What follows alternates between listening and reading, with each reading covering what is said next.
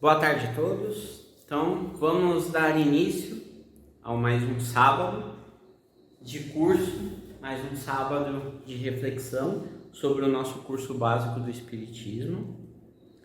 Hoje nós vamos para a aula 8, continuação literal da anterior, que é dos Espíritos.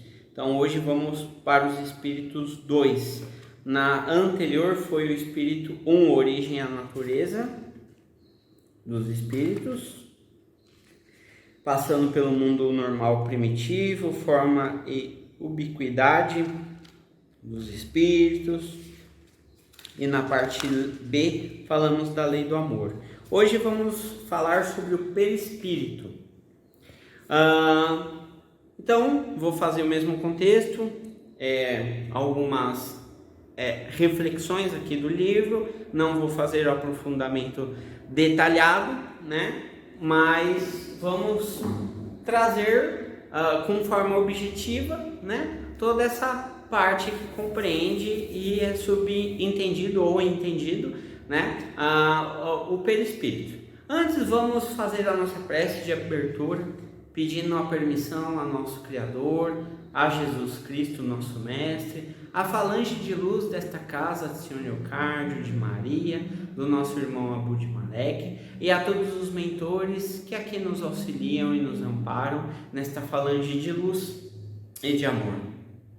Agradecendo assim a oportunidade de estarmos aqui reunidos em mais um dia de aprendizado e de conversação, reflexão.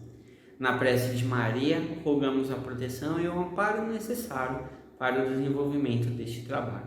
Ave Maria, cheia de graça, o Senhor é convosco. Bendita sois vós entre as mulheres, bendito é o fruto do vosso ventre, Jesus. Santa Maria, Mãe de Jesus, rogai por nós, pecadores, agora e na hora de nossa passagem. Que assim seja, graças a Deus. Fé e equilíbrio em todas as direções. Então, na aula 8 de hoje, vamos estudar, né, sobre o perispírito, onde há no homem 3 coisas. Primeiro, o corpo ou ser material, semelhante a dos animais e animado pelo mesmo princípio vital. A alma ou ser imaterial, espírito encarnado no corpo. O laço que une a alma e o corpo, o princípio intermediário entre a matéria e o espírito, que é o perispírito, né? O espírito propriamente dito também é revestido por um envoltório que, por analogia, pode chamar-se de perispírito. O espírito é envolvido por uma substância que é vaporosa para ti, mas ainda bastante grosseira para nós. É semimaterial, menos densa. O espírito a conservará.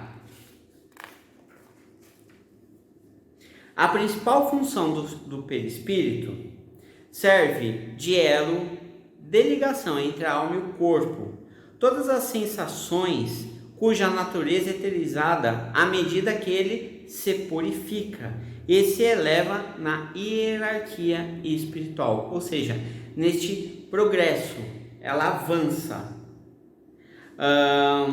O perispírito, portanto, faz parte integrante do espírito, como o corpo faz parte integrante do homem, né? Então, nesse ponto aqui, o nosso espírito, conforme o avanço dele, o progresso moral dele, o perispírito acompanha, né? Então, na Terra, podemos ter uma densidade maior para o perispírito, né? Então esse perispírito muitas vezes até pode ser confundido com o próprio corpo, né? Como temos histórias aí fantasmagóricas, né? Como o Padre Quevedo falava. Não necessariamente, né? Um perispírito, quando aparece, necessariamente ele é extremamente grosseiro da moral daquele ser que aparece. Não. A gente vai ver mais à frente aqui na matéria. Pode ser também um movimento de um espírito superior para que possa vir passar uma mensagem, passar um ensinamento, como alguns tempos atrás nós tínhamos aqui os trabalhos de materialização, né? Então a forma densa, ela condiz com a manipulação do pensamento, da intenção do ser, né? Então podemos ter seres mais evoluídos que têm a necessidade de, por essa ferramenta, digamos assim, passar uma mensagem, um ensinamento e fazer com que o seu perispírito se condense mais, de tal forma que possamos enxergá-lo, né? E aí você tem moralmente os espíritos inferiores, que a sua vibração, a sua intensidade vibratória se condensa mais com as questões terrenas. Então logo o seu perispírito se torna mais denso e mais possivelmente visível. E aí a gente vai avançar aqui, que vai no decorrer da aula nós vamos detalhar melhor este assunto, né? Então, origem e a natureza do espírito. O espírito tira o seu involutório semimaterial do fluido universal, como a gente falou nas primeiras aulas desse livro, de cada globo. É por isso que ele não é o mesmo em todos os mundos. Passando de um mundo para o outro, o espírito muda de involutório, como mudais de roupa. Então, conforme os mundos, né? Como temos aí os mundos os mundos primitivos, provas e expiações, de regenerações, até os mundos superiores, podemos ter essas transformações do nosso invólucro perispiritual, né? Aonde vamos tomando forma conforme o ambiente. Então, ele é composto por uma matéria intangível. Espíritos menos, ou seja, matéria intangível, aquela que a nós, né, não temos condições de pegar, né, de ver, é certo, alguns com algumas condições mediúnicas, como a vidência, né? Espíritos menos evoluídos terão um perispírito mais denso, como eu falei anteriormente, e os mais evoluídos terão um perispírito mais sutil. Então é um perispírito que pode ir de um lugar ao outro com mais liberdade ainda. Mesmo também que os espíritos menos evoluídos tenham uma maior liberdade do que nós, por exemplo, que estamos presos na matéria. Importante, o espírito extrai o seu perispírito do meio em que está vivendo, mas sua condição evolutiva também determina a natureza da densidade deste involutório, como eu falei no começo. Conforme seja o espírito mais ou menos purificado, seu perispírito se formará das partes mais puras e das mais grosseiras do fluido próprio do mundo em que ele se encarna, né? Então, como eu falei, por exemplo, aqui na materialização, quando tínhamos espíritos mais evoluídos, que de certa forma aparecia para todos os que estavam aqui, porque tinha uma missão, tinha uma necessidade de um aprofundamento de certos conhecimentos, para passar então para pessoas, né, que se disponibilizavam a escutar e a seguir aquele determinado conhecimento, tá? Por assim dizer, né, de uma forma mais objetiva. Claro que existe um mundo de variedades nessas questões. As propriedades do perispírito. Mas a matéria sutil do perispírito não tem a persistência e a rigidez da matéria compacta do corpo. Ela é diferente. Ela é, se assim podemos dizer, flexível e expansível. Por isso, a forma que ela torna, mesmo decalcada do corpo, não é absoluta. Se ela se molda à vontade do espírito, que pode lhe dar a aparência que quiser. Então, o espírito pode dar a aparência que quiser para o perispírito, aonde ele é de uma matéria mais flexível e expansível. Enquanto o invólucro material lhe oferecia uma resistência invencível. Aí temos as propriedades, né? Então, o que o perispírito pode ter ou ser? Ele pode ter expansibilidade. O perispírito não se acha preso nos limites do corpo. Sua natureza é fluídica e ele pode se expandir. Ele é flexível. Ele é maleável. O perispírito possui estas características por ser semimaterial. Uma espécie de atmosfera, né? Então, a gente pode comparar ele com a atmosfera do planeta Terra. A assimilação dele, como que eu posso dizer? O perispírito tem a capacidade de captar os fluidos do ambiente, né? Então, ele assimila o que está ao redor dele. Ele tem a penetrabilidade, ou seja, ele atravessa todas as matérias, né, outras matérias mais densas, como a parede, por exemplo, como a luz atravessa os corpos transparentes. Mas isso é mandatório a partir da nossa consciência. Já tem espíritos que não conseguem atravessar pela sua a proximidade com a matéria ainda, por exemplo, de uma vida anterior ou uma vida póstuma, né? Por assim dizer. Invisibilidade. Em seu estado normal e por sua natureza, ele se modifica e se torna visível por uma espécie de condensação ou por uma mudança na disposição molecular. Pode até mesmo adquirir as propriedades de um corpo sólido e tangível, né? É como eu falei, né? Por exemplo, então, aqui nos trabalhos de materialização que tinha na casa, né? Mas aqui um condicionamento do pensamento daquele ser um pouco mais evoluído, que ele consegue fazer as mudanças das suas disposições moleculares.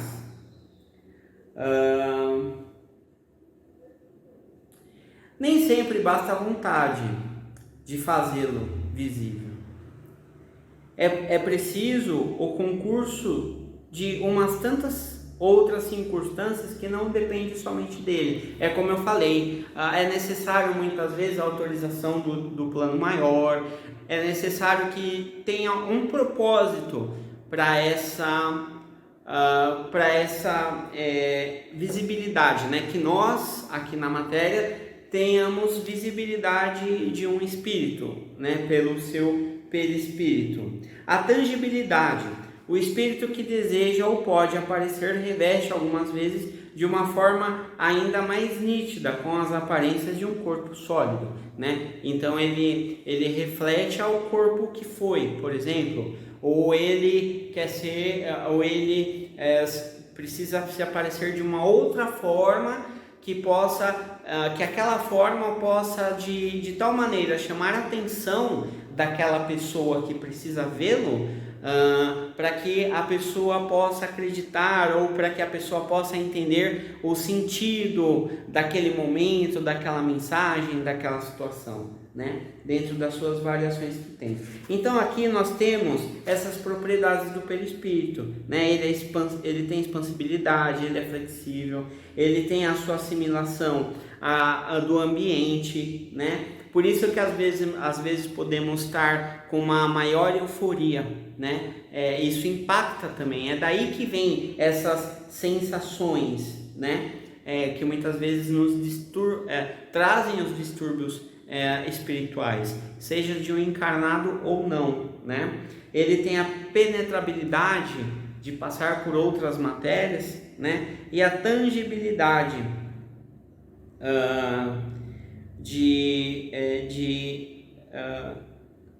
tangibilidade com a formação da imagem que precisa, né? E a penetrabilidade também estar nessa condição de fazer-se visível, né? A tangibilidade de como se fazer visível, né? Qual a imagem que vamos gerar disso? Então, as funções do perispírito. Nas funções do perispírito, ele tem um modelo organizador biológico, né?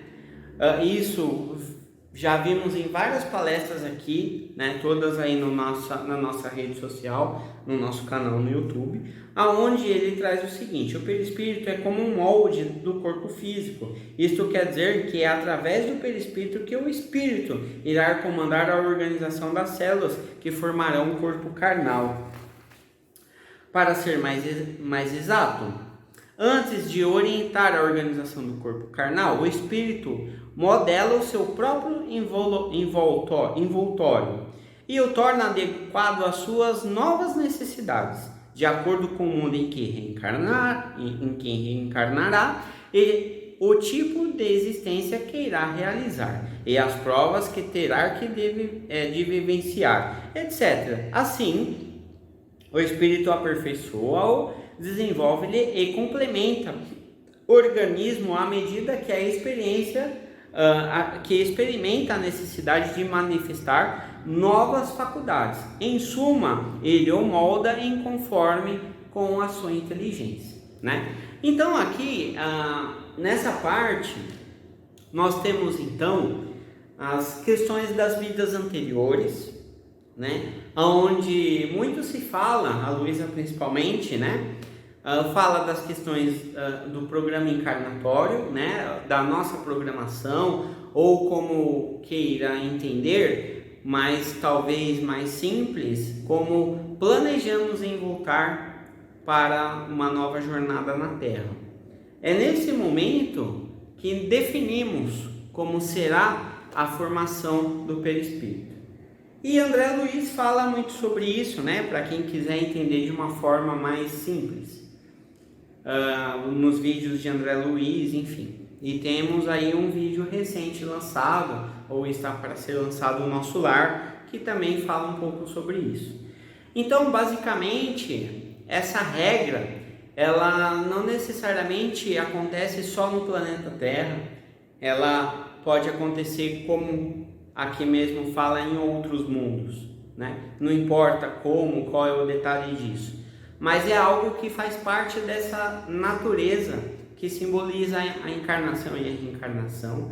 E dentro dos detalhes dessas questões, temos então a nossa vida prática, aquilo que nós seguimos na existência presente, vamos construir, e isso virá para uma próxima, e para uma próxima, e para uma próxima. E o corpo carnal e o corpo perispiritual serve para que possamos arregimentar essas experiências. Então, basicamente, é isso, né? A adaptação às circunstâncias ambientais, como a gente teve aqui na questão da assimilação, né? Então esse assunto volta um pouco aqui. Na adaptação das circunstâncias ambientais, o perispírito permite ao espírito o acesso ao ambiente externo, recebendo sensações destes. Sensações: a percepção das coisas espirituais que escapam aos sentidos carnais, pelos órgãos do corpo, a visão e a audição, e as diversas sensações estão localizadas pelo sentido espiritual ou psíquico, elas são generalizadas. Então aqui falamos dos centros de força, né? Então veja que existe uma sincronicidade, existe toda uma estrutura molecular, do fluido cósmico universal, condensando a partir do princípio inteligente lá do Criador para a criação, e a criação desenvolvendo os seus aspectos metafísicos, os seus aspectos químicos, biológicos, para a transformação do perispírito, do corpo, para aquisição, e aí a estrutura de uma ferramenta que vai trazer as possibilidades da aquisição de experiência, desenvolvendo conhecimento a partir de vida após vida, trazendo uma maior e melhor assimilação de toda a jornada, prospectando isso para o racional, compreendendo a razão, pelo racional e fazendo essa simbiose.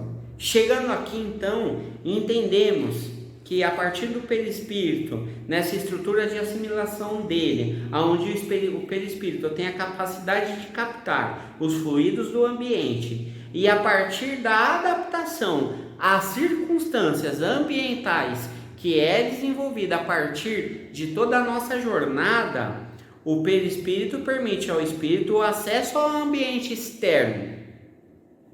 É uma estrutura, é uma ferramenta, aonde recebe sensações daquele ambiente que vivemos, ou seja, a psicosfera, na maior amplitude ou na menor amplitude dos cosmos, do planeta ou do indivíduo, aonde as sensações é a percepção das coisas espirituais que escapam aos sentidos carnais, pelos órgãos do corpo, a visão,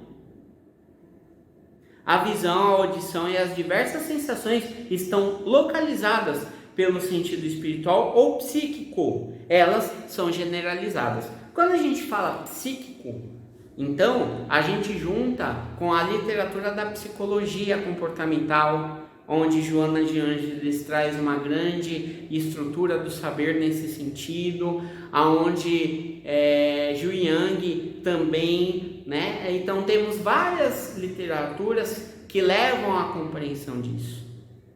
E entendendo que, veja, sempre vamos ver o sentido espiritual e psíquico das coisas. O psíquico não somente da carne, da nossa mente ou do nosso comportamento psíquico e espiritual. Este influencia diretamente em toda a aquisição do conhecimento que temos sobre a literatura da psicologia, na ciência da psicologia. Juntando a pedagogia nisso, a estrutura pedagógica, olhando, vamos sempre bater de encontro às questões do ensinamento espiritual. Nem estou aqui falando do espiritismo espiritual. A diferença é que o espiritismo é uma doutrina que tem método, que tem metodologia de compreensão deste mundo invisível. E aí então temos aqui os registros das vivências. Importante ressaltar que tudo o que o espírito percebe e vivencia, o perispírito registra em si mesmo. Aí vamos para os centros de força que está no nosso corpo e influencia no nosso dia a dia diretamente.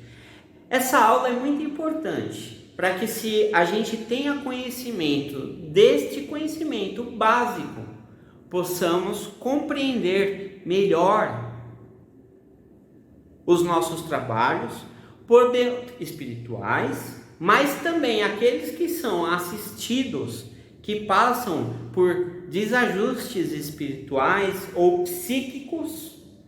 Esta aula é importante para que se tenha o norte de entendimento de quando vem até essa casa e procura assistência desta casa para entender aquilo que está recebendo, para entender aquelas orientações que recebe. Então temos os centros de força. O universo é uma conjunção de diversas leis, forças e energias em incessante movimento, no processo de desintegração, combinação, modificação e renovação dos elementos que o constituem. O perispírito é regido por 7 principais centros de força. Absorvem energia do fluido cósmico, transformando-a em energia vital, aquela que nos dá vitalidade de vida, que serão direcionadas para as funções complexas. Por que complexas? Porque são difíceis de nós compreendermos. Desde o controle da vida orgânica à mais elevada manifestação psíquica, passando por todos os mecanismos da vida, como eu falei anteriormente. Então, os centros de forças responsáveis pelas atividades psíquicas, o coronário, instalado na região do cérebro, central do cérebro, sede da mente, centro que assimila os estímulos do plano superior e orienta a formar. O frontal cerebral, contíguo ao coronário, então próximo do coronário, com influência decisiva sobre os demais que estão abaixo, governando o córtex encefálico na sustentação dos sentidos. Veja que ele tem o objetivo de sustentar os sentidos que são assimilados pelos centros de forças abaixo, que vamos falar deles, marcando a atividade das glândulas endocrínicas e administrando o sistema nervoso em toda a sua organização, coordenação, atividade e mecanismos, desde os neurônios sensitivos até as células efetoras. E aí vamos para os centros de força responsáveis pelas atividades fisiológicas, como a gente fala deste que coordena todo o sistema inferior a ele, e aí o impacto disso, falando português claro, nos nossos organismos hormonais, digamos assim, tá? Então vamos lá, o laríngeo, situado na altura da garganta, o cardíaco, situado na região pré-cordial, o esplêndico, situado no baço, o gástrico, situado na região do estômago, o genésio, situado abaixo do ventre. Então, em resumo, esses centros de forças, desde o laríngeo até o genésico, que nós chamamos de básico, e esse genésico ele está associado às questões dos estímulos de criação, com vistas ao trabalho, a associações, a realizações entre almas, tá? Então, quando falamos do básico, é algo de atividade, de execução, né? Não as questões somente sexuais. Então, quando falamos desses centros de força, esses centros de força é o que desenvolvem as sensações do espírito e do perispírito, né? Então, quando é permitido ao espírito a sentir o ambiente externo a partir do perispírito, essas formações celulares estão no corpo, nesses macrocentros de força, porque os nossos corpos sutis, eles são formados de outros corpos sutis, né? E aí é uma outra aula, e temos aqui a Adriana e a Georgia, né, que fala muito sobre esse assunto, né? Tem um estudo, um aprofundamento muito maior nessa estrutura, que ela tem ligação com outras linhas também de estudo e de conhecimento, tá? E aí, então, para a gente finalizar essa aula, na parte B, temos então aqui o cuidar do corpo e do espírito. Amai, pois, a vossa alma, mas cuidai também do corpo, instrumento da alma. Desconhecer as necessidades que lhes são peculiares por força da própria natureza é desconhecer as leis de Deus. Embora o espírito e corpo sejam de naturezas diferentes, ambos coexistem em todos os encarnados. O espírito possui atributos e conquistas que independem do corpo físico e persistirão por toda a eternidade. Mas somente o corpo material permitirá a sua manifestação e expressão enquanto encarnado. Em suma, o corpo é morada do espírito no mundo material. O corpo humano é um conjunto de células aglutinadas ou de fluidos terrestres que se reúnem, sob as leis planetárias, oferecendo ao espírito a santa oportunidade de aprender, valorizar, reformar e engrandecer a vida. O Espírito vem demonstrar aos homens que tanto o Espírito quanto o corpo têm valor inestimável. Portanto, para o desempenho das tarefas do Espírito no plano material, é indispensável mantermos o corpo saudável. Do contrário, abreviaremos nossa encarnação, deixando o Espírito impossibilitado de dar cumprimento pleno ao roteiro traçado para a sua vida, como falamos lá no começo da aula. Isso não quer dizer que deva o homem se afastar do mundo e do convívio com semelhantes, com receio de contaminações, do prazer material ou de contrair vícios. O mérito do Espírito constitui em viver no mundo, tal como ele é, entre criaturas por vezes viciosas, mas reagindo a todas as investidas sem se deixar influenciar de maneira significativa. Somos homens no mundo e não podemos sacrificar nossa natureza humana, mas sim considerá-la, respeitá-la enquanto condição de livre expressão do Espírito. Assim, não deve o homem enfraquecer seu corpo com privações inúteis, com excessos sem propósitos, agravando as provas que Deus lhe mandou. Ele precisa de todas as suas forças, da plenitude de suas faculdades orgânicas para cumprir os propósitos de sua encarnação, como Joana de Ângeles fala, na plenitude. Torturar voluntariamente o corpo, fazer sacrifícios físicos ou martirizar-se com um trabalho exaustivo e atentatório à lei de Deus, representando verdadeiro suicídio, embora indireto.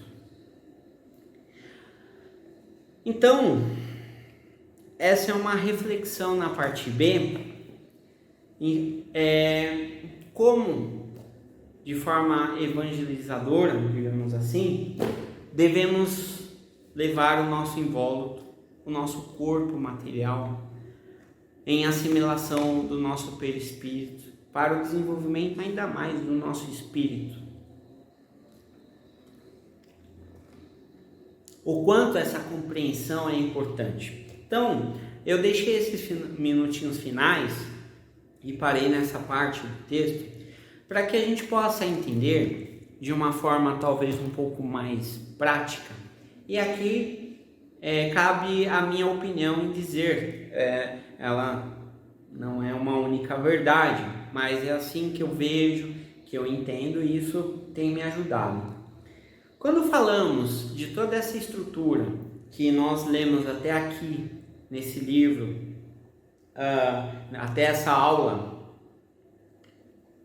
e aí eu acho que cabe esse momento para que a gente possa fazer essa assimilação da sincronicidade. Eu sempre falo essa palavra, né? Eu gosto de usar muito essa palavra para a gente entender que os propósitos de Deus, eles são planejados.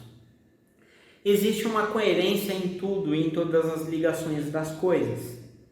Quando alguns falam que destino não existe, porque é algo premeditado ou programado. E isso pode existir uma variação para cima ou para baixo, ou para um lado ou para o outro, de acordo com as nossas condições de evolução.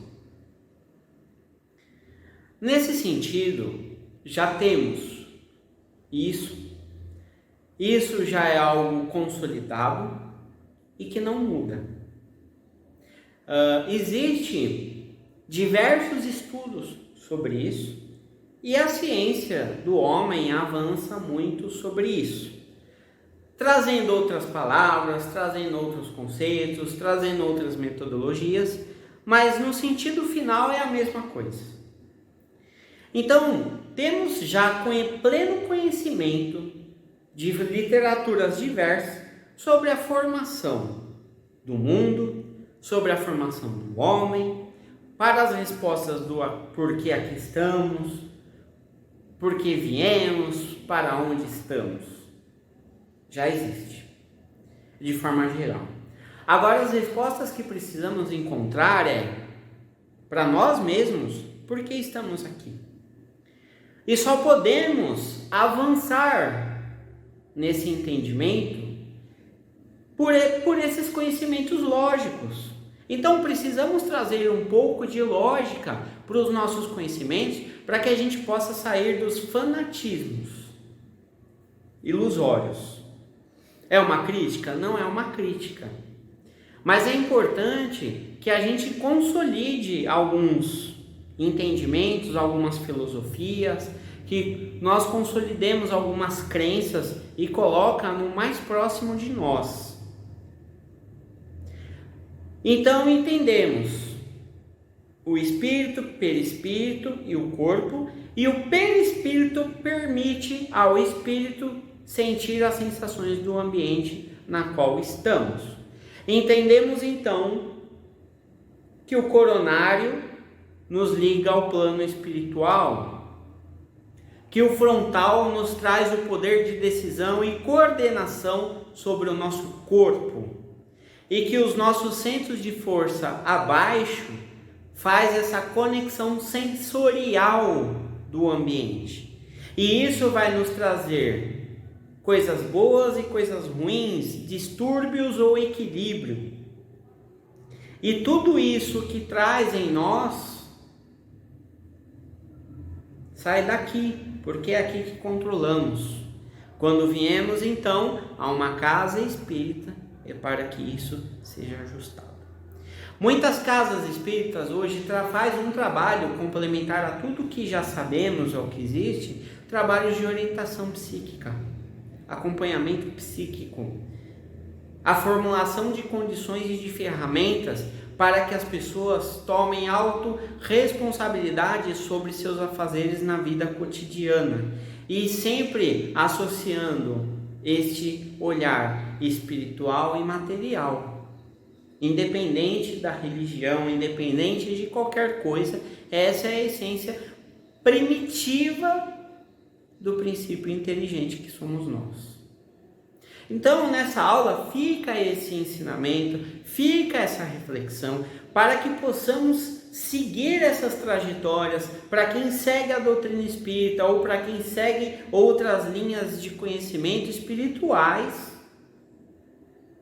sendo espiritualistas ou não, mas que tenha essa estrutura que estudamos até aqui, desde a aula 1, formada e concisa no conhecimento individual de cada um, para que possamos seguir adiante, porque precisamos ter essa consciência para que colocamos